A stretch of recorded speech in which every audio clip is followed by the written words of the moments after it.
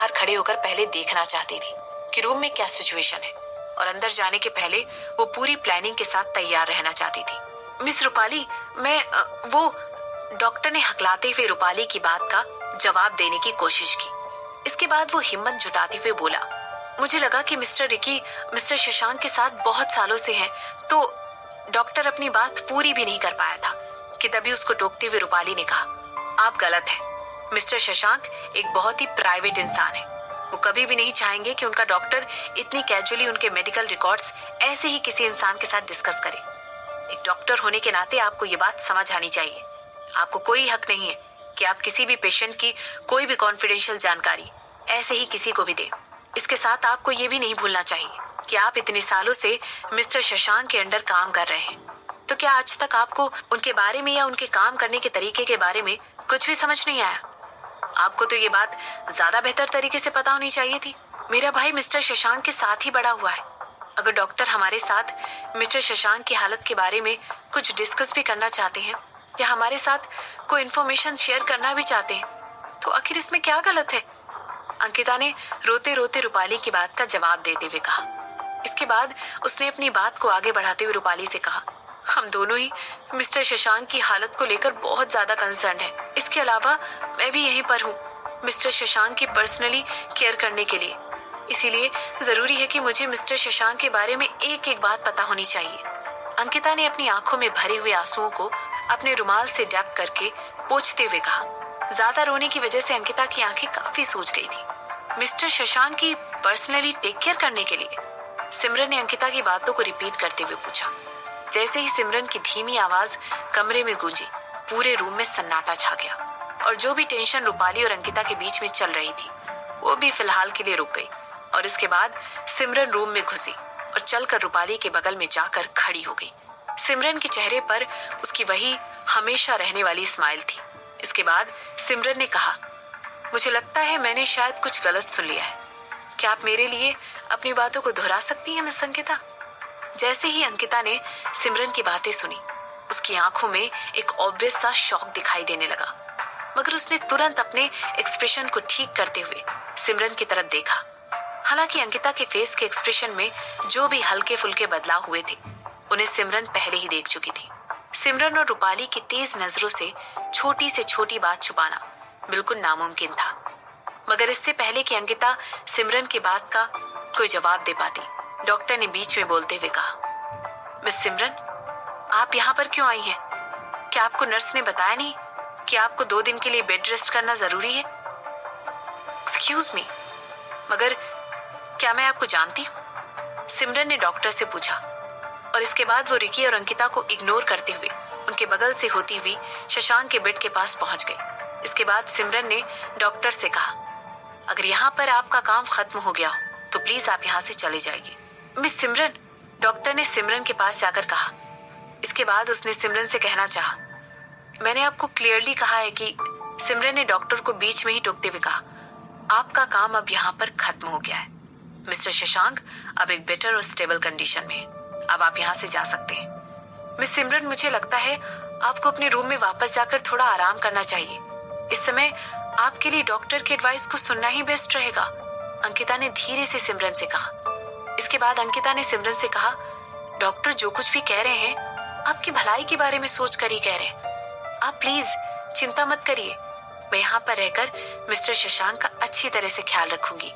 और मुझे लगा था मैंने सब कुछ साफ साफ कहा था। क्या तुम्हें जाओ शब्द का मतलब नहीं पता है? सिमरन ने मुस्कुराते हुए अंकिता की तरफ देखा और कहा।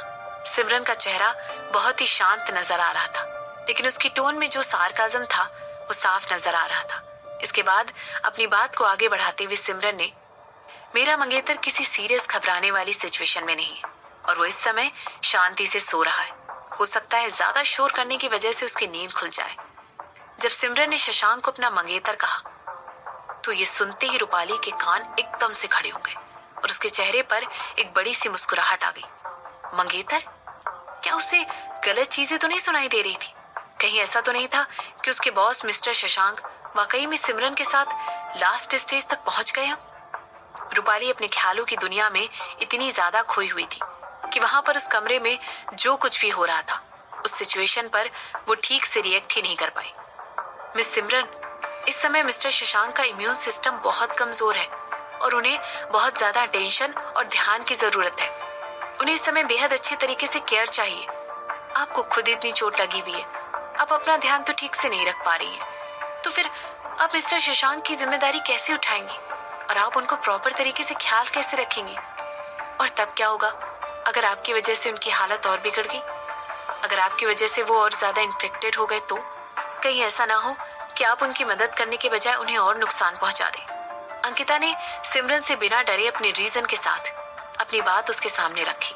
हालांकि उसे अभी भी ये बात समझ नहीं आ रही थी कि आखिर सिमरन अपने कमरे से भागने में कामयाब कैसे हो गई। अंकिता शशांक के पास रुकने के लिए अड़ गई थी और उस कमरे में सिमरन और अंकिता दोनों में से किसी एक के ही रुकने की जगह थी। अंकिता के इतना सब कुछ कहने पर भी सिमरन के चेहरे पर एक शिकन दिखाई नहीं दे रही थी और ये देखने के बाद अंकिता को बड़ी हैरानी हुई। सिमरन ने तुरंत अंकिता की तरफ देखा और उसकी आंखों में देखने के बाद उसने कहा, मिस अंकिता, आपके बेहतरीन ऑफर के लिए मैं आपका शुक्रिया अदा करना चाहूंगी। मैं नहीं जानती थी कि आप मेरे मंगेतर को इतना ज्यादा पसंद करती हैं, मगर मुझे यकीन है अगर मैं मिस्टर शशांक की मंगेतर इस समय उनकी देखभाल करूंगी तो उन्हें इस बात की सबसे ज्यादा खुशी होगी। मुझे लगता है कि कोई अनजान इंसान उनकी देखभाल करे, उन्हें ये बात बिल्कुल पसंद नहीं आएगी। सिमरन ने ऐसा कहते हुए तुरंत अपनी नजरें शशांक के चेहरे की तरफ पलटा ली। इस समय सिमरन की आंखें बहुत कोमलता के भाव के साथ भरी हुई थी। इसके बाद सिमरन ने शशांक के चेहरे को निहारते हुए अपनी बात कहना जारी रखा। मिस्टर शशांक अकेले ही मेरे लिए पिछले 15 सालों से डिवोटेड है। मुझे लगता है मुझे यहाँ पर सिर्फ देखने भर से ही उन्हें अच्छा लगने लगेगा। क्या आपको भी ऐसा नहीं लगता है? सिमरन ने तुरंत मुड़कर अंकिता की तरफ देखा।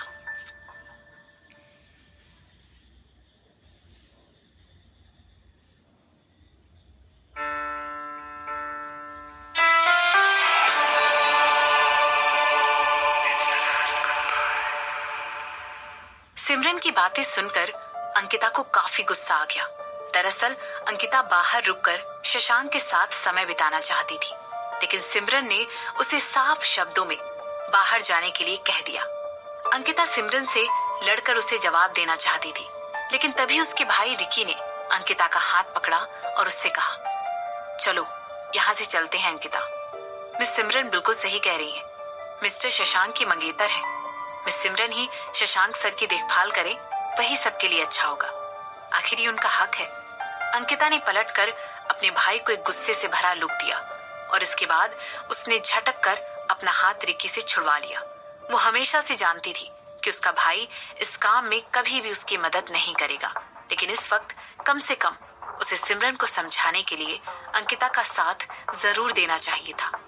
हालांकि अपने गुस्से को कंट्रोल करते हुए अंकिता बाहर से बिल्कुल शांत दिखाई दे रही थी। उसने खुद को संभालते हुए डॉक्टर की तरफ देखा। उसे लगा शायद डॉक्टर उसकी वहां रुकने में कुछ मदद कर सके। डॉक्टर ने तुरंत आंखों ही आंखों में अंकिता का इशारा समझा और तुरंत उसे बैकअप देने के लिए तैयार हो गया। मिस सिमरन, मैं जानता हूँ कि आप मिस्टर शशांक की मंगेतर हैं, लेकिन अभी आप अंडर ऑब्जर्वेशन हैं और अभी आप इतनी भी फिट नहीं हुई हैं कि आप किसी दूसरे पेशेंट की केयर कर सके। इसीलिए ये बिल्कुल ही बुरा आइडिया है। डॉक्टर ने अंकिता का साथ देते हुए सिमरन से कहा, हमें आपकी यहाँ पर कोई जरूरत नहीं है। या तो आप यहाँ से चुपचाप शांति से निकल जाइए या फिर मेरे मंगेतर के आदमी आपको यहाँ से धक्के मारकर इसी रिजॉर्ट के बाहर निकाल देंगे। सिमरन ने साफ शब्दों में डॉक्टर को चेतावनी देते हुए कहा, जैसे ही शशांक की आंख खुलेगी मैं आपको यहाँ बुलवा लूंगी। इसके बाद आप उसे खुद मेरे सारे गहरे और जानलेवा घाव के बारे में इंफॉर्मेशन दे दीजिएगा। जैसे ही सिमरन ने डॉक्टर से ये सब कहा, उस डॉक्टर की बोलती बंद हो गई। जानलेवा घाव? उसने ऐसा कब कहा था? ये सिमरन खुद से बनाकर क्या बातें बोल रही थी? रूपाली, इन सब को यहाँ से धक्के मारकर बाहर निकाल दो। सिमरन ने रूपाली को इंस्ट्रक्शन दी और 4 बॉडीगार्ड फॉर्म में घूम रहे थे।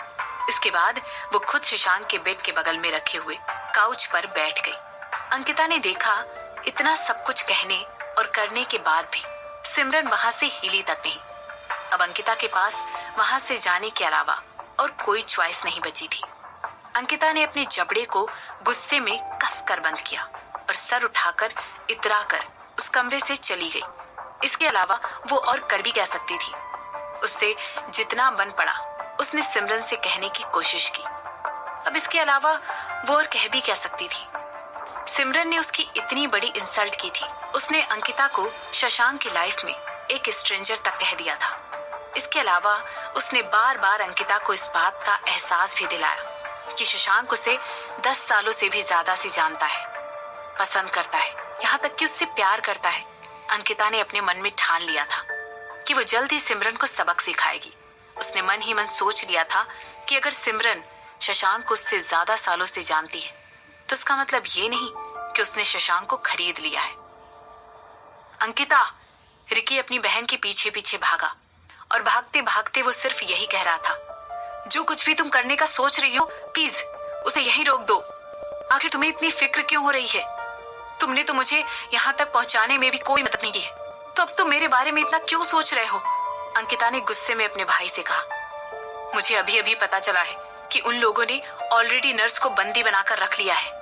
प्लीज अपनी कब्र और ज्यादा गहरी मत खोदो। सिमरन कोई बेवकूफ लड़की नहीं है।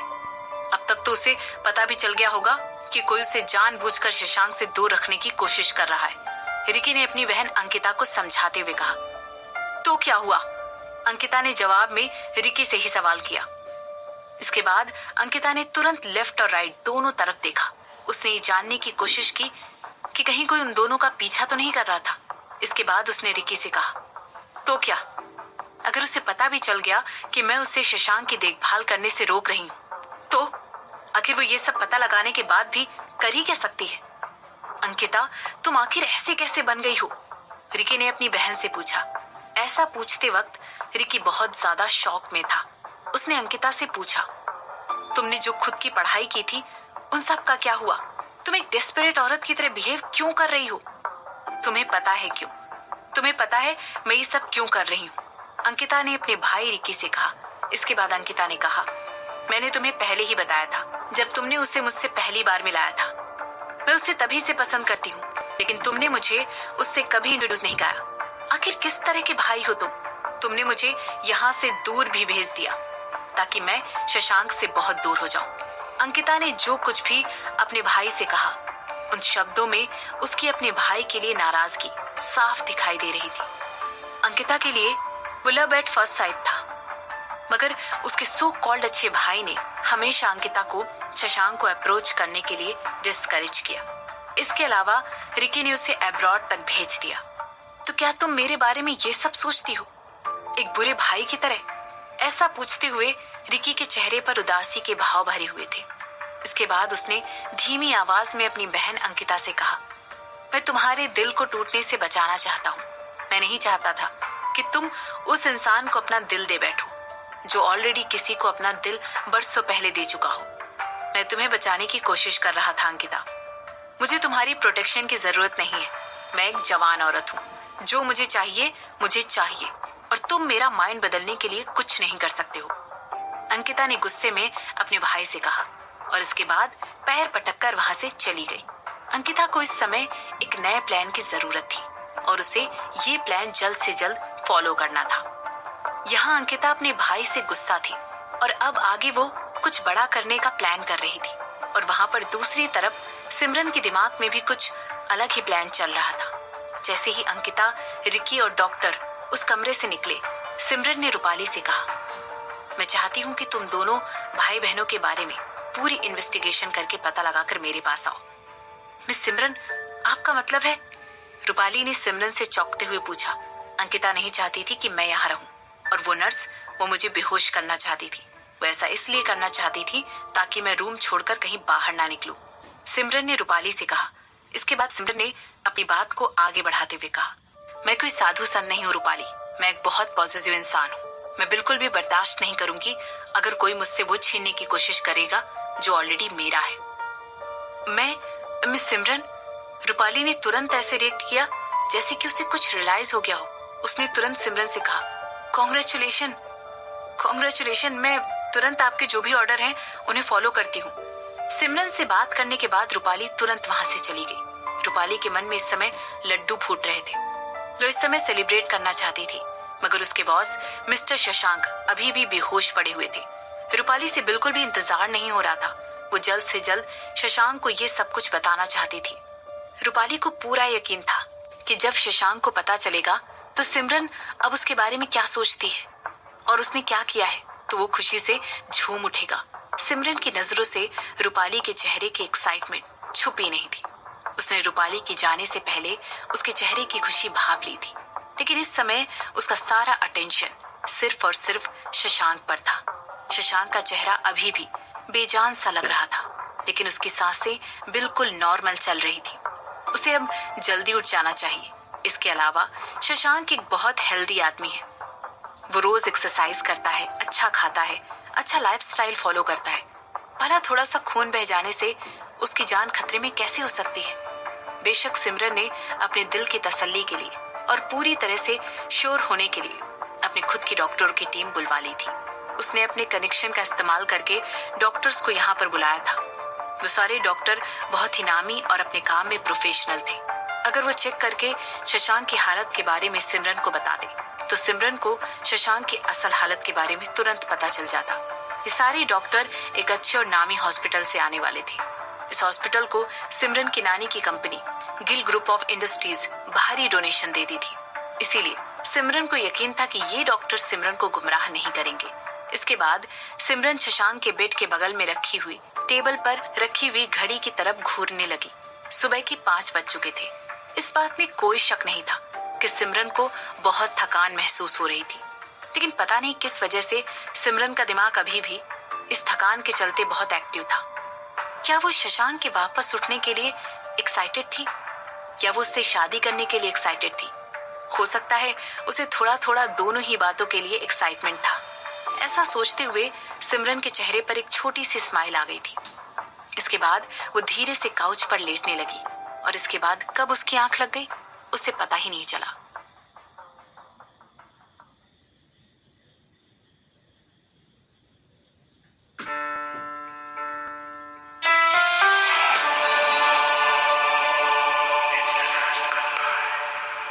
शशांक को देखते देखते कब सिमरन की आंख लग गई उसे पता ही नहीं चला। 20 जून मंडे, 6वां दिन। शशांक अगली सुबह उठा तो उसे किसी के जोरदार खर्राटों की आवाज आ रही थी। दरअसल वही आवाज उसके उठने का रीजन भी थी। शशांक ने धीरे से अपनी आंखें खोली और उन्हें झपकाते हुए सीलिंग की तरफ देखने लगा। जब शशांक ने सीलिंग की तरफ देखा तो उसे वो कुछ जानी पहचानी सी लगी। इसके बाद उसने अपना सर घुमाकर उस तरफ देखा जहां से उसे खर्राटों की आवाज आ रही थी। अचानक से उसे सिमरन का खूबसूरत चेहरा दिखाई दिया। सिमरन को वहां देखकर शशांक को बहुत हैरानी हुई। सिमरन शशांक के बेड के बगल में रखे हुए काउच पर सिकुड़कर सो रही थी। जैसे ही शशांक ने सिमरन को वहां देखा और देखा कि वो कितनी पीसफुली बिना किसी फिक्र के काउच पर आराम से सोई हुई है, तब शशांक को बहुत शांति मिली। शशांक ने पहली बार सिमरन को हर फिक्र से आजाद खर्राटे लेकर सोते हुए देखा था। शशांक तुरंत उठकर बैठ गया और उसने अपने हाथ पैर चेक किए और खुद को विश्वास दिलाया कि वो ठीक है, कुछ भी मिसिंग नहीं था। शशांक को ये देखकर खुशी हुई थी कि उसके हाथ पैर सब सही सलामत है। ये देखकर शशांक को इतनी खुशी हुई कि वो धीरे से मुस्कुराया और इसके बाद वो धीरे से अपने बेड से नीचे उतर गया। धीरे धीरे चलकर वो अपनी आईवी ड्रिप जमीन पर घसीटते हुए सिमरन के पास पहुंचा। इसके बाद शशांक ने झुककर जमीन पर गिरी हुई ब्लैंकेट को उठाया और सिमरन को वो ब्लैंकेट ओढ़ा दिया। ऐसा करते वक्त शशांक के चेहरे पर एक हल्की सी स्माइल आ गई और वो सिमरन के साथ बिताई उस रात के बारे में सोचने लगा। उस रात की यादें अभी तक शशांक के दिमाग में ताजा थी। शशांक को याद आया कि कैसे सिमरन ने उससे शादी के लिए हाँ कह दिया था और इसके बाद वो एकदम से बेहोश हो गया था। शशांक को ऐसा लग रहा था कि मानो उसके दिमाग में यादों का सैलाब आ गया हो। शशांक उस रात के बारे में याद करके खुद को कोसने लगा। उसे लग रहा था कि आखिर वो इतनी क्रूशियल और इतनी क्रिटिकल मोमेंट में बेहोश कैसे हो गया। ये शशांक के लिए बहुत ही एम्बैरेसिंग मोमेंट था। हालांकि वो आसानी से अपनी बेहोशी के रीजन को समझा सकता था। वो समझा सकता था कि उसका काफी खून बह गया था, शायद इसीलिए वो बेहोश हो गया था। लेकिन ये पूरा सच नहीं था, पर इसे किसी भी तरह झूठ भी नहीं समझा जा सकता था। इसके बाद शशांक ने सिमरन के गालों को सहलाते हुए धीरे से कहा, तुम्हारे खर्राटे बहुत ही लाउड है। आखिर तुम जैसी छोटी सी लड़की इतनी तेज खर्राटे कैसे ले सकती है? हालांकि शशांक ने ये बात बहुत धीरे से कही थी, लेकिन पता नहीं कैसे फिर भी सिमरन ये बात सुनकर तुरंत उठ गई। सिमरन की आंखें बिना किसी वार्निंग को दिए तुरंत एकदम से खुल गई। जैसे ही सिमरन की आंखें खुली, उसने देखा कि उसके सामने एक बहुत ही हैंडसम फीचर्स वाले आदमी का चेहरा था। ना चाहते हुए भी न जाने कैसे सिमरन की आंखें कुछ सेकंड के लिए शशांक के चेहरे पर ही अटक कर रह गई। इसके बाद जैसे ही सिमरन को रियलाइज हुआ कि ये बहुत ही ऑकवर्ड सिचुएशन थी, उसने तुरंत अपना ध्यान शशांक के चेहरे से हटाया और उठकर बैठ गई। सिमरन ने यह सब कुछ इतनी जल्दबाजी में किया था कि उसका सर शशांक के सर से टकरा गया। आउच! सिमरन ने अपने फोरहेड पर मसाज करते हुए कहा। इसके बाद सिमरन ने शशांक से कहा, तुम मुझे इस तरह डरा कैसे सकते हो? ऐसा कहने के बाद सिमरन को महसूस हुआ कि शशांक के हाथ भी धीरे से सिमरन के फोरहेड पर मसाज कर रहे हैं। क्या तुम्हें अभी भी दर्द हो रहा है? शशांक ने सिमरन से पूछा। हाँ बिल्कुल, मुझे दर्द हो रहा है। तुम्हारा सिर भी तो कितना हार्ड है। जानते हो मुझे कितनी जोर से लग गई? अचानक से शशांक से ये सब कहते हुए सिमरन मानो जम सी गई। इसके बाद सिमरन ने मजाकिया तरीके से पीछे मुड़कर शशांक की तरफ देखा और कुछ रियलाइज करते हुए शशांक से पूछने लगी, ओह तुम उठ गए? शशांक ने हाँ में सिर हिलाते हुए सिमरन को जवाब दिया। इसके बाद उसने सिमरन का सर फिर से दबाते हुए उससे पूछा, अभी कैसा लग रहा है? क्या अभी भी तुम्हें दर्द हो रहा है? सिमरन शशांक की तरफ ऐसे देख रही थी जैसे उसे उस पर विश्वास ही ना हो रहा हो। आखिर वो इस तरह क्यों रिएक्ट कर रहा था, जैसे सिमरन कोई पेशेंट है? मैं ठीक हूँ, सिमरन ने काउच पर से उठते हुए कहा। इसके बाद सिमरन ने कहा, तुम अपने बिस्तर से उठकर क्यों आ गए? जाओ, वापस जाओ और जाकर लेट जाओ। कहीं अगर तुम फिर से बेहोश हो गए तो? मुझे ऐसा लग रहा है जैसे मैं पता नहीं कितने बरसों से सो रहा था। मुझे लगता है मेरे पैरों को थोड़ी स्ट्रेचिंग की जरूरत है। शशांक ने सिमरन को जवाब दिया। तुम्हें जाने की कोई जरूरत नहीं है, ये लो मेरा फोन और इसी से रूपाली को कॉल कर लो, शशांक ने सिमरन से कहा। और ऐसा कहने के बाद वो अपने बेड की तरफ वापस चलकर जाने लगा और उसने अपने साथ साथ सिमरन को भी अपने साथ बेड में खींच लिया और सिमरन से कहने लगा, मुझे अभी भी अच्छा नहीं लग रहा है। मेरा सिर अभी भी भारी भारी सा लग रहा है। अगर तुम यहाँ नहीं हुई और तुम्हारी गैर मौजूदगी में मैं फिर से बेहोश हो गया तो? सिमरन शशांक को गलत साबित करने ही वाली थी कि तभी उसने सोचा कि शशांक सच ही कह रहा है। क्या पता सिमरन के जाते ही अगर शशांक को कुछ हो गया तो? ऑफ कोर्स सिमरन के दिमाग में ये ख्याल आया ही नहीं कि हो सकता है शशांक उससे झूठ भी बोल रहा हो, या वो सिर्फ इसलिए ऐसा नाटक कर रहा हो ताकि सिमरन वहां पर उसके साथ रुक सके। आखिरकार एक बड़ा आदमी जो कि 30 साल का हो, एक औरत के सामने मजबूर और कमजोर तो नहीं दिख सकता था ना। शशांक के बारे में सोचते हुए सिमरन ने उसी का फोन इस्तेमाल करके रूपाली को कॉल किया और उसे शशांक के कमरे में बुला लिया। 1 मिनट से भी कम समय में लोगों का एक बहुत बड़ा ग्रुप शशांक के कमरे के अंदर घुसने लगा। जिन डॉक्टरों की टीम को सिमरन ने शशांक के लिए बुलवाया था, वो वहां पर सुबह सुबह ही आ गए थे और आते के साथ ही वो अपने काम पर लग गए। उन्होंने आते ही शशांक को देखना शुरू किया और उसके कुछ टेस्ट करने लगे। इसके बाद उस कमरे में रूपाली, शेफाली, रिकी, अंकिता और उसका डॉक्टर एक एक करके ये सभी आ गए। जैसे ही डॉक्टर शशांक को एग्जामिन करने लगे, शशांक ने तुरंत सिमरन का हाथ पकड़ लिया और उसे वहां से जाने के लिए मना कर दिया। शशांक ने सिमरन को अपने बेड पर उसके पास ही बैठने के लिए कहा। डॉक्टर्स उन दोनों की तरफ कंफ्यूज होकर देखने लग गए। यहाँ तक कि रूपाली और शेफाली भी ये देखकर बहुत सरप्राइज हो गए। एक सिंपल सा चेकअप ही तो था, तो फिर शशांक बिल्कुल एक बिगड़े हुए बच्चे की तरह एक्ट क्यों कर रहा था? फिर भी सिमरन ने बिना कुछ कहे, बिना कोई शिकायत किए चुपचाप शशांक की बात मान ली और वहीं बैठ गई। आखिरकार शशांक को इस हालत में पहुंचाने वाली सिमरन ही तो थी, वही थी जिसकी वजह से शशांक को इतनी चोटें लगी थी। शशांक को अच्छी तरह चेक करने के बाद और ये पता लगाने के बाद कि शशांक की बॉडी बिल्कुल नॉर्मल तरीके से वर्क कर रही है, शशांक की आईवी निकाल दी गई और ऐसा करने के बाद डॉक्टर्स वहां से चले गए। आखिर मैं कितनी देर तक सोया था? शशांक ने सिमरन से पूछा। ऐसा लग रहा था जैसे शशांक उस कमरे में मौजूद बाकी सभी लोगों को इग्नोर कर रहा हो। हम यहाँ पर कल सुबह आए थे, तो तुम पिछले 24 घंटे से भी ज्यादा देर से सो रहे थे, सिमरन ने कैलकुलेट करते हुए शशांक को बताया। इसके बाद सिमरन ने कहा, तुम्हें भूख लगी होगी, मैं किसी से कहकर तुम्हारे लिए कुछ बनवा देती हूँ। मिस सिमरन, मैंने मिस्टर शशांक के लिए थोड़ा दलिया बनाया है, ये उनका फेवरेट दलिया है, मैं किसी से कहकर वो दलिया मंगवा देती हूँ। और अंकिता ने सिमरन से कहा, कोई जरूरत नहीं है, शशांक को दलिया पसंद नहीं है, सिमरन ने तुरंत अंकिता को बीच में ही टोकते हुए कहा। और इसके बाद वो शशांक का हाथ हटाते हुए बेड से उठ गई। इसके बाद सिमरन ने पहले अंकिता की तरफ देखा और फिर शशांक की तरफ देखा और कहने लगी, मैं खुद मिस्टर शशांक के लिए पर्सनली कुक करूंगी, मुझे यकीन है मैं उनके लिए जो कुछ भी बनाऊंगी वो उसे बड़े प्यार से खा लेंगे। मैं सही कह रही हूँ ना? ऑफ कोर्स मिस सिमरन बिल्कुल सही कह रही हैं, शशांक ने सिमरन की हाँ में हाँ मिलाते हुए कहा। शशांक ने एक झटके में सिमरन की बात का जवाब दे दिया था। इस समय शशांक की स्माइल बिल्कुल किसी हैलोजन के बल्ब की तरह दिखाई दे रही थी। वो इतनी चमकदार थी, उसकी चमक से उस कमरे में खड़े सारे लोग अंधे हुए जा रहे थे।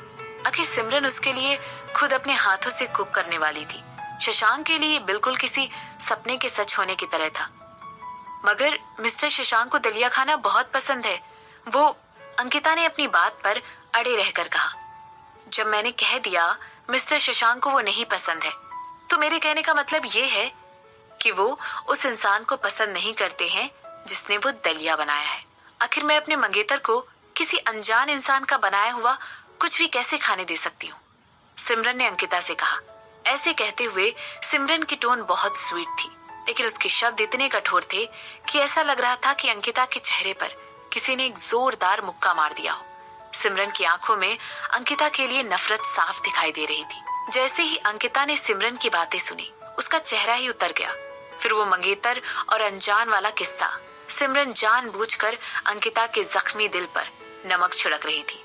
हालांकि अभी भी अंकिता को यकीन था, उसके दिल के अंदर एक आस दबी हुई थी कि चाहे कुछ भी हो जाए, लेकिन शशांक उसकी इज्जत पर आंच नहीं आने देगा। लेकिन जब अंकिता ने दोबारा मुड़कर शशांक की तरफ देखा, तो जो कुछ भी उसने देखा उससे उसकी बची कुची आस भी खत्म हो गई। ये सब देखकर उसका दिल बैठा जा रहा था। शशांक बेवकूफ की तरह मुस्कुरा रहा था। वो सिमरन की बातों में हाँ मिला रहा था। वो बिल्कुल एक जोरू का गुलाम बन चुका था। जैसे ही अंकिता ने शशांक को ये सब करते हुए देखा, दुख के मारे अंकिता की आंखों में आंसू आ गए। उसे ऐसा लग रहा था जैसे उसके ऑलरेडी टूटे हुए दिल पर किसी ने पैर रखकर बुरी तरह कुचल दिया हो और उसका दिल टुकड़े टुकड़े होकर इधर उधर गिर गया। शायद अंकिता को शशांक से ऐसी उम्मीद नहीं थी। कितने क्रूर हैं ये लोग।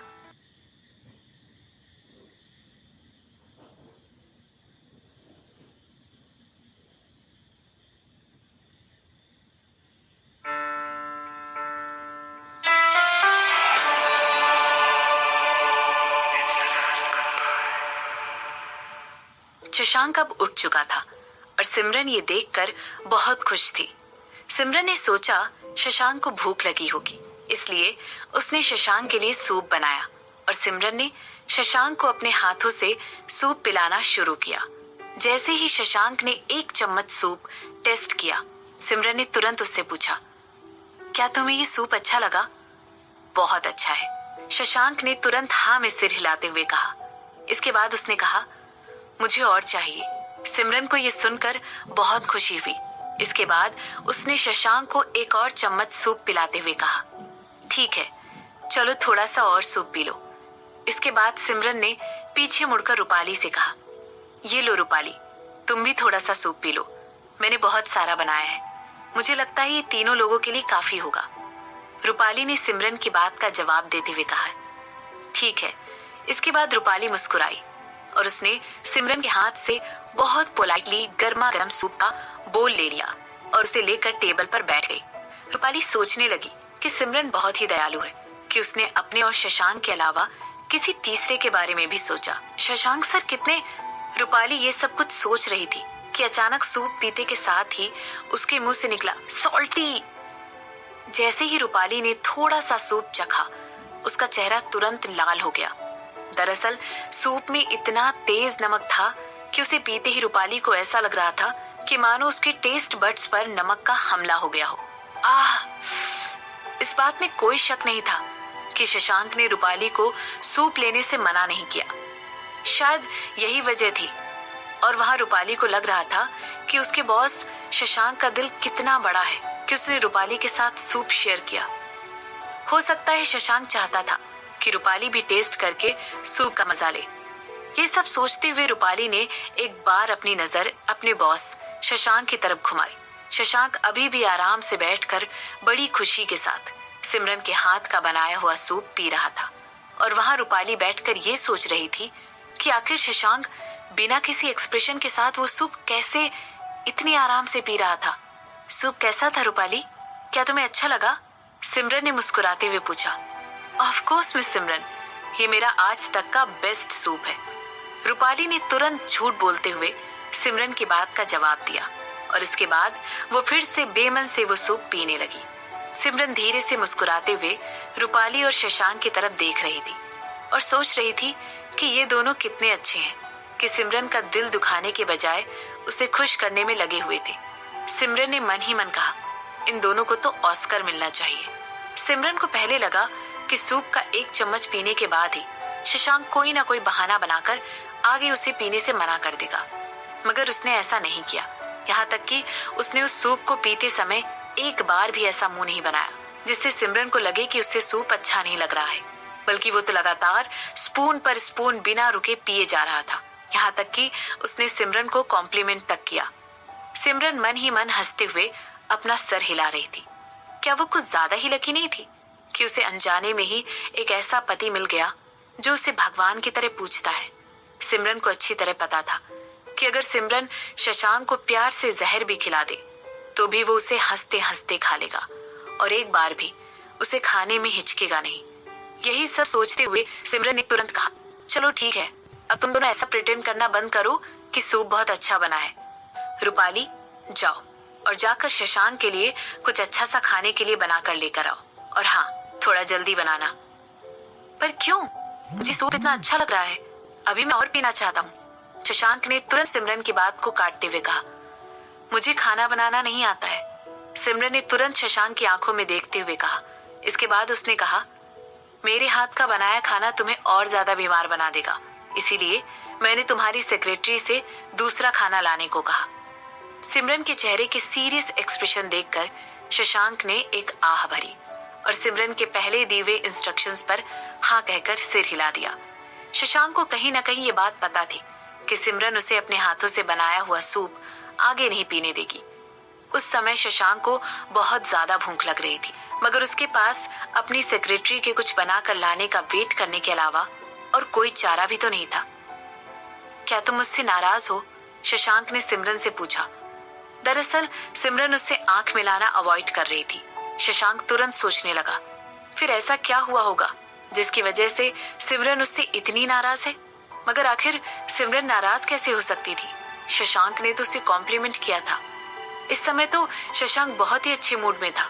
उसे अपनी सेक्रेटरी से जो कुछ भी उसके बीमार रहते समय हुआ था पता चल गया था। शशांक को पता चल गया था कि जब वो बेहोश था तो सिमरन ने उसकी कितनी फिक्र की थी।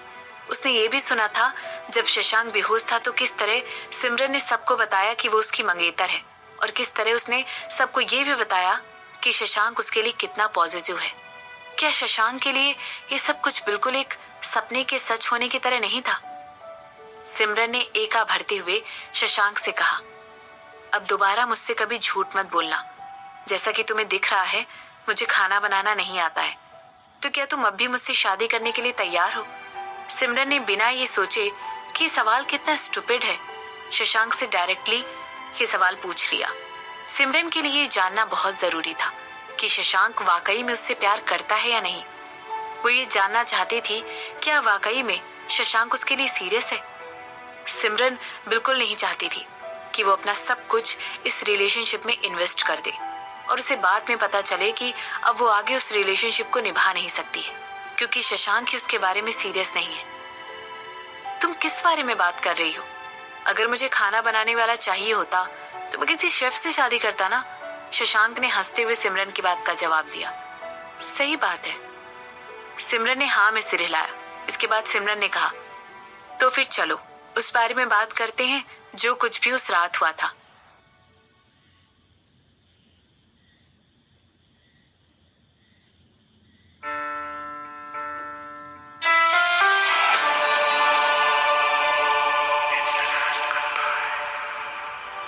जब तुम मेरे लिए सूप बना रही थी तब मुझे रूपाली ने उसके बारे में सब कुछ बता दिया था। शशांक ने सिमरन के बात का जवाब देते हुए कहा। जब तुम मेरे लिए सूप बना रही थी तब मुझे रूपाली ने उसके बारे में सब कुछ बता दिया था। शशांक ने सिमरन की बात का जवाब देते हुए कहा।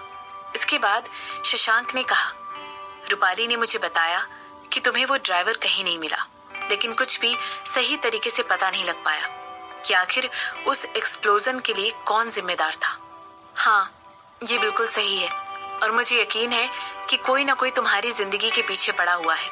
सिमरन ने शशांक से कहा।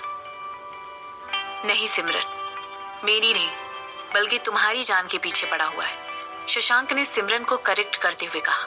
इसके बाद शशांक ने सिमरन का हाथ पकड़ लिया। कोई सिमरन और शशांक दोनों को एक्सीडेंट के पहले ही अलग करना चाहता था। ये अकेला सबूत ही काफी था ये पता लगाने के लिए कि कोई सिमरन को मारना चाहता था। मैं बिल्कुल भी सरप्राइज नहीं हुई, सिमरन ने कहा। सिमरन ने भी पहले यही सोचा था, लेकिन उसे लगा कि ये जगह उसके लिए बिल्कुल नई है और इस जगह उसे कोई जानता भी नहीं था। इसीलिए सिमरन ने तुरंत अपने दिमाग से ख्याल को बाहर निकाल दिया और इस बारे में सोचना बंद कर दिया था। लेकिन जब शशांक ने खुद सिमरन से ये बात कही तो सिमरन को लगा कि इस बात में दम तो है। यही सोचते हुए सिमरन ने शशांक से कहा, और मुझे लगता है मुझे पता है वो कौन है जो मुझे मारना चाहता है। शशांक ने तुरंत हैरान होकर सिमरन से पूछते हुए कहा, कौन? ये एक सीक्रेट है, सिमरन ने शशांक को जवाब देते हुए कहा। ऐसा कहते हुए सिमरन के चेहरे पर एक स्माइल थी। इसके बाद सिमरन ने कहा, हालांकि इस बात को प्रूफ करने के लिए मेरे पास कुछ सबूत तो नहीं है, लेकिन मुझे लगता है कि मैं गुनाहगार को कन्फेस करने पर मजबूर कर दूंगी। ऐसा सुनते ही शशांक के होठों पर एक मुस्कान आ गई। उसे सिमरन पर पूरा यकीन था। उसने तुरंत सिमरन से कहा, ऑफ कोर्स तुम ये बिल्कुल कर सकती हो। मुझे पता है कि मेरी वाइफ कितनी टैलेंटेड है। क्या वाइफ? इतनी भी बेशर्म मत बनो। मैंने तुमसे शादी करने के लिए अभी बस हाँ ही कही है। अभी तो तुमने मुझे हमारी एंगेजमेंट के लिए कोई गिफ्ट भी नहीं दिया है। सिमरन ने तुरंत शशांक की बात का जवाब देते हुए कहा, मेरा जो कुछ भी है वो सब तुम्हारा ही तो है। मेरी हर चीज पर अब तुम्हारा नाम ही लिखा हुआ है। यहाँ तक कि तुम्हारे मुझसे शादी करने के लिए हाँ कहने के पहले ही मैंने सारे डॉक्यूमेंट्स बनवा लिए हैं और उन पर साइन भी कर दिया है। शशांक ने प्राउड होते हुए कहा। अब सिमरन की बारी थी कि वो शशांक की बातें सुनकर सरप्राइज हो जाए। सिमरन ने तुरंत शशांक से कहा, अच्छा तो तुम मुझसे शादी करने के लिए इतने बेसब्र हो रहे हो? इतने बेसब्र कि तुमने मुझे देने के लिए गिफ्ट्स भी पहले से ही तैयार करके रखे हुए हैं, और वो भी मेरे तुमसे हाँ कहने के पहले ही। कितने बोल्ड हो तुम। ऑफ कोर्स तुम पहले ही मेरा काफी फायदा उठा चुकी हो। मेरे लिए ये काफी नेचुरल था कि मैं ये पहले से ही सोच लूं कि तुम्हारी जैसी बिजनेस वुमेन आखिर अपने किए ही या जो कुछ भी हुआ है उसकी रिस्पॉन्सिबिलिटी तो जरूर लेगी। शशांक ने तुरंत सिमरन की बात का जवाब दिया। वैसे भी एक बिजनेस वुमेन हमेशा अपने प्रॉफिट के बारे में ही सोचती है। क्या तुम मुझे फिर से इस शादी में होने वाले मेरे फायदे के बारे में बता सकते हो? सिमरन ने शशांक से पूछा और इसके बाद वो स्माइल करने लगी। देखो, पहली बात तो ये कि मैं एक बहुत गुड लुकिंग आदमी हूँ। इसके अलावा मैं बहुत ही काइंड और स्वीट भी हूँ। मैं कुक कर सकता हूँ, मैं ड्राइव कर सकता हूँ, मैं लॉन्ड्री कर सकता हूँ और मैं बहुत अमीर भी हूँ। मैं एक परफेक्ट हस्बैंड मटेरियल हूँ, इसलिए मैं एक आइडियल हस्बैंड हूँ। यहाँ तक कि तुम ये भी कह सकती हो कि मैं इकलौता ऐसा आदमी हूँ और बहुत खास हूँ। शशांक ने बेशर्मी से अपनी बड़ाई करते हुए और जोर से हंसते हुए कहा, अपनी इन खूबियों की लिस्ट में तुम एक खूबी और क्यों नहीं जोड़ लेते हो? इस लिस्ट में ये भी जोड़ लो कि तुम इतने कमजोर हो कि मेरे सामने आते ही तुम इतने नर्वस हो जाते हो कि बेहोश हो जाते हो। सिमरन ने शशांक का मजाक उड़ाते हुए कहा, ऐसा इसलिए हुआ क्योंकि मेरा बहुत सारा खून बह चुका था। शशांक ने अपनी बात समझाते हुए कहा, ठीक है। सिमरन ने अपने कंधे उचकाए और शशांक को जवाब दिया, ये आदमी कभी भी इस बात को एक्सेप्ट नहीं करेगा कि ये इसलिए बेहोश हुआ था क्योंकि इसे शॉक लग गया था। इसके बाद सिमरन ने शशांक से कहा, तो फिर तुम मुझे खुद से शादी करने के बारे में और क्या फायदे बता रहे थे? मुझे ये भी तो बताओ कि मुझे तुमसे शादी करके आखिर मिलने क्या वाला है? ऐसा कहते हुए सिमरन के दिमाग में सारी प्रॉफिट्स घूमने लगे। तो तुम एक प्रॉफिट के पीछे भागने वाली बिजनेस वुमेन हो, तो तुम वो वहां कोने में पड़ा हुआ केस खोलकर क्यों नहीं देख लेती हो? रूपाली उसे यहाँ पर पहले ही ले आई थी। शशांक ने अपने लेफ्ट साइड वाले ड्रॉर की तरफ पॉइंट करते हुए कहा और फिर शशांक सिमरन को केस उठाते हुए देखने लगा। इसके बाद सिमरन ने वो केस शशांक को पास करना चाहा। तभी शशांक ने सिमरन से कहा, नहीं, तुम इसे खोलो, अब ये तुम्हारा है। सिमरन ने तुरंत उस ब्राउन लेदर केस की तरफ देखा और फिर शशांक की तरफ देखते हुए पूछा, पासवर्ड? इसका पासवर्ड क्या है? तुम्हारा जन्मदिन। शशांक ने सिमरन की बात का जवाब दिया। ये सुनते ही सिमरन के चेहरे पर एक मुस्कान आ गई और उसने बड़े प्यार से शशांक की तरफ देखा। इसके बाद उसने धीरे से उस केस में कॉम्बिनेशन लॉक में अपने बर्थडे की डेट डाल दी। जैसे ही सिमरन ने ऐसा किया, उस केस को खोलने से पहले तुरंत एक धीमी सी टिक की आवाज आई। सिमरन अभी उस केस की तरफ देख रही थी। जैसे ही उसने वो केस खोला, तुरंत उसकी आंखें बड़ी हो गई और उसने मुड़कर शशांक की तरफ देखा। सिमरन के पूरे चेहरे पर सरप्राइज होने के एक्सप्रेशन लिखे हुए थे। उसने तुरंत शशांक से पूछा, क्या ये सब कुछ मेरे लिए है?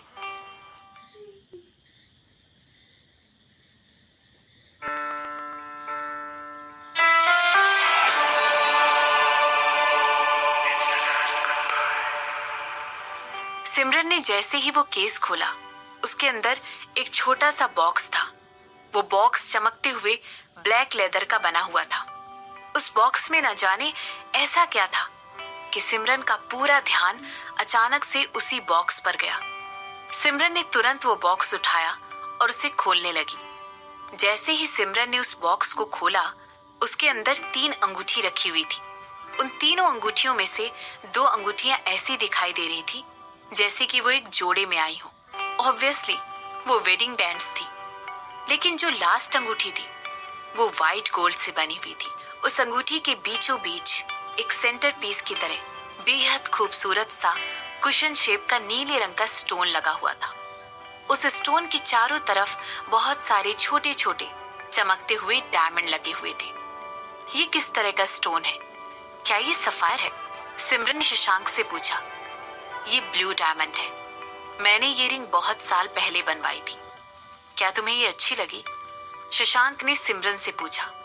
शशांक मुस्कुराया और उस वक्त के बारे में सोचने लगा जब उसने अपना पूरा टाइम सिर्फ इस एक रिंग को डिजाइन करवाने में लगा दिया था।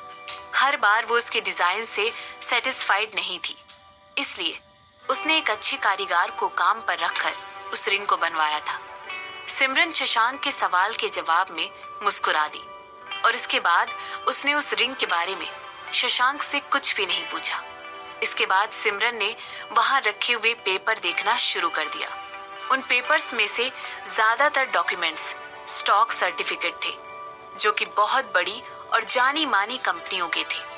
वहां पर एक staff certificate Kapoor group of companies का भी था और उसे देखकर सिमरन बहुत खुश हो गई। उसके चेहरे पर एक अलग ही स्माइल आ गई। जब सिमरन सारे डॉक्यूमेंट्स अच्छी तरह पढ़कर देख रही थी और उन्हें चेक कर रही थी, तभी शशांक का दिल जोरों से धड़कने लगा। वो वेट नहीं कर पा रहा था कि सिमरन तुरंत लास्ट डॉक्यूमेंट पर पहुंचे, उसे देखे और उस पर अपना साइन कर दे। जैसे ही तुम वापस उदयपुर आई, मैंने तुरंत सारे अरेंजमेंट करवाकर तुम्हारा नाम सिमरन कपूर से बदलकर सिमरन गिल करवा दिया है, जिस नाम से तुम्हें अब लीगली जाना जाता है, शशांक ने सिमरन को समझाते हुए बताया। और इसके बाद वो सोचने लगा कि उसे अपना अगला सवाल सिमरन से पूछना चाहिए या नहीं।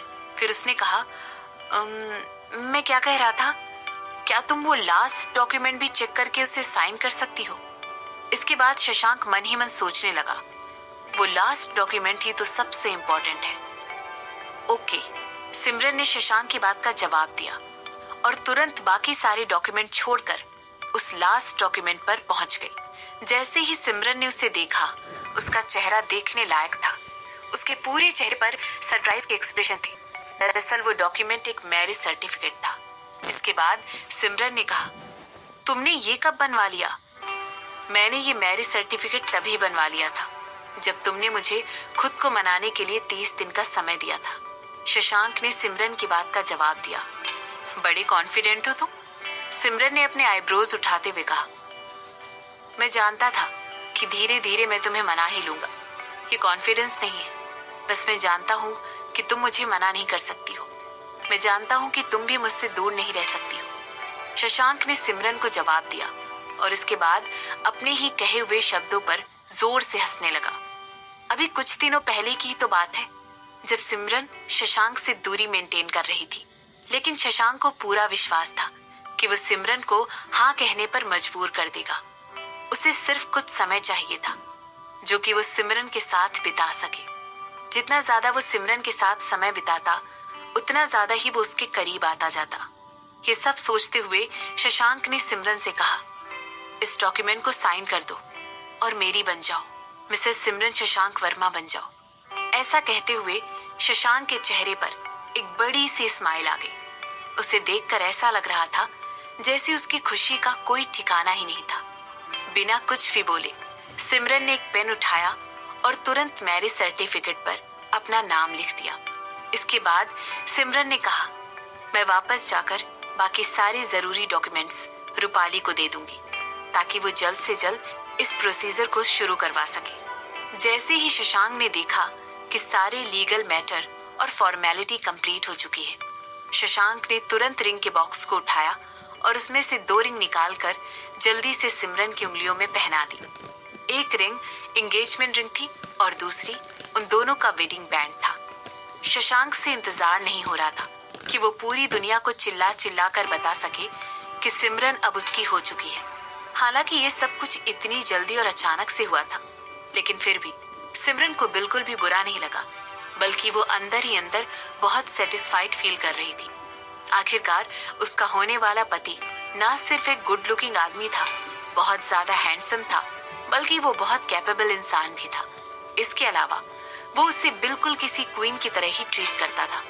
भला इससे ज्यादा सिमरन और मांग ही कह सकती थी। और जहां तक रही तुम्हारे दादाजी की विल की बात, तो उनकी शर्त के अकॉर्डिंग तुम्हें 3 महीनों के अंदर ही शादी करनी होगी, शशांक ने सिमरन से कहा। और ऐसा कहते हुए उसने अपना वेडिंग बैंड भी अपनी उंगली में पहना दिया।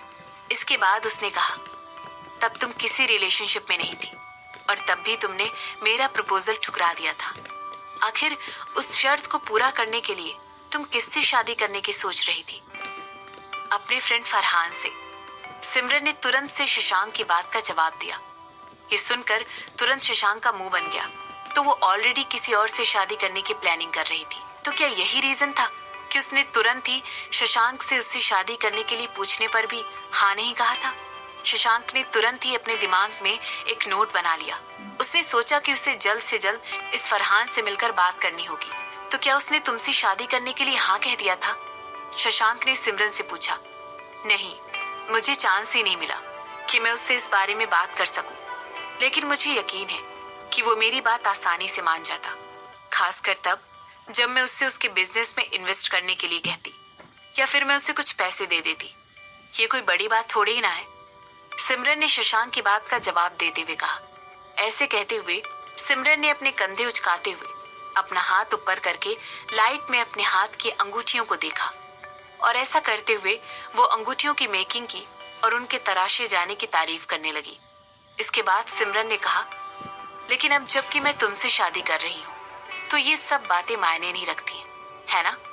वैसे ये रिंग बहुत खूबसूरत है, क्या मेरा वेडिंग बैंड डायमंड से बना हुआ है? सिमरन ने तुरंत टॉपिक चेंज करते हुए कहा। हाँ, मुझे पता है तुम्हें चमकीली चीजें कितनी पसंद है, शशांक ने अपने आप पर काबू रखते हुए कहा। जहां तक शशांक को याद था, सिमरन बार बार उस नदी के किनारे वॉक लेने जाया करती थी, जो कि उस अनाथ आश्रम के पीछे थी, जहां पर शशांक बड़ा हुआ था। वो अक्सर उस नदी के किनारे चमकते हुए पत्थरों को इकट्ठा करने जाती थी और उन्हें इकट्ठा करके अपने कलेक्शन में रखती थी। हालांकि अब जब वो इस बारे में सोचता है तो उसे याद आता है कि सिमरन कितनी पागल थी, कितनी भोली थी। मैं हैरान हूँ ये जानकर कि तुम्हें अभी तक की छोटी छोटी बातें याद है, लेकिन तुम्हें ये नहीं याद कि मुझे तेज सेंट वाली खुशबूदार चीजों से एलर्जी है, सिमरन ने शशांक से कहा। जब तुम प्यार में होते हो तो तुम सिर्फ अच्छी बातें ही याद रखते हो और बुरी बातें भूल जाते हो, शशांक ने अपने डिफेंस में सिमरन की बात का जवाब देते हुए कहा। और इसके बाद शशांक ने सिमरन को अपने पास खींच लिया। शशांक को सरप्राइज करते हुए इस बार सिमरन ने उसे मना नहीं किया, बल्कि वो खुद अपना सर शशांक के कंधों पर टिकाकर लेट गई। ये तो सच है, सिमरन ने कहा। फिर सिमरन बोली, हम ऑलमोस्ट शादी कर चुके हैं, पर ना जाने क्यों अभी भी मुझे ऐसा लग रहा है कि तुम्हारे साथ बहुत नाइंसाफी हुई। मैंने तुम्हें अभी तक रिटर्न में कुछ भी नहीं दिया है। मैं घर तो ठीक से नहीं चला सकती हूँ, मगर मैं पैसा बनाने में माहिर हूँ। तो तुम ही मुझे क्यों नहीं बता देते कि तुम्हें मुझसे क्या चाहिए? मैं तुम्हारे लिए उसे खरीद दूंगी। शशांक जोर का ठहाका मारकर हंसने लगा। वो इतनी जोर से हंस रहा था कि हंसी से उसके कंधे भी जोर जोर से हिल रहे थे, लेकिन सिमरन को बिल्कुल भी हंसी नहीं आ रही थी। उसने कहा, तुम हंस क्यों रहे हो? यहाँ मैं सीरियस बातें कर रही हूँ। हम इस रिलेशनशिप में बराबर के भागीदार हैं। अब जबकि तुमने मुझे इतने सारे स्टॉक्स दिए हैं, तो मुझे भी तुम्हें रिटर्न में कुछ ना कुछ देना चाहिए ना? ठीक है, तो तुम मुझे अपना दिल खरीद कर दे दो, शशांक ने सिमरन से कहा। और इसके बाद वो फिर से जोर जोर से हंसने लगा। इसमें इतनी हंसने वाली क्या बात है? सिमरन ने अपनी आईब्रोज उठाते हुए कहा। सिमरन को समझ नहीं आ रहा था कि आखिर जो कुछ भी उसने कहा था उसमें इतना फनी क्या था कि शशांक बार बार ठहाके मारकर हंस रहा था। सिमरन सीरियस की सोच रही थी कि उसे अपने होने वाले पति को कुछ अच्छा और महंगा गिफ्ट देना चाहिए। छोटी सी लेडी तुम, ये कहते हुए शशांक की हंसी अब धीरे धीरे बंद हो गई थी। मुझे छोटी मत कहो, मैं तुमसे पूछ रही हूँ कि तुम्हें इस बात में इतनी क्यों हंसी आ रही है? सिमरन ने शशांक से पूछा। ठीक है, गुस्सा मत हो, मुझे नहीं पता। मेरा मतलब है, मैंने ऐसा सुना है कि शादी के बाद औरतें अपने हस्बैंड को अपनी। ऐसा कहते हुए शशांक की आंखें धीरे धीरे सिमरन की बॉडी को ऊपर से नीचे तक देखने लगी और उसके चेहरे पर एक शरारत भरी स्माइल आ गई। इसके बाद शशांक ने सिमरन से कहा, तुम एक काम क्यों नहीं करती हो? अगर तुम्हें मेरे लिए कोई गिफ्ट समझ में नहीं आ रहा है तो तुम मुझे अपनी बॉडी ही ऑफर में दे दो। सिमरन शशांक की बातें सुनने के बाद उसे घूर कर देखने लगी और कहने लगी, बिल्कुल, मैं ऐसा ही करूंगी। मगर कितनी बुरी बात है ना, तुम्हें इतनी ज्यादा चोट लगी हुई है। तुम्हारी परफॉर्मेंस मेरे स्टैंडर्ड के अकॉर्डिंग नहीं होगी। ऐसा कहते हुए सिमरन ने शशांक को खुद से दूर ढकेला और खुद उठकर खड़ी हो गई। फिर शशांक को ऊपर से नीचे तक देखा और कहा, मैं किसी एवरेज सी चीज से खुश नहीं हो सकती हूँ। शशांक की आंखों में एक अलग ही खुशी नजर आ रही थी और उसने सिमरन को फिर से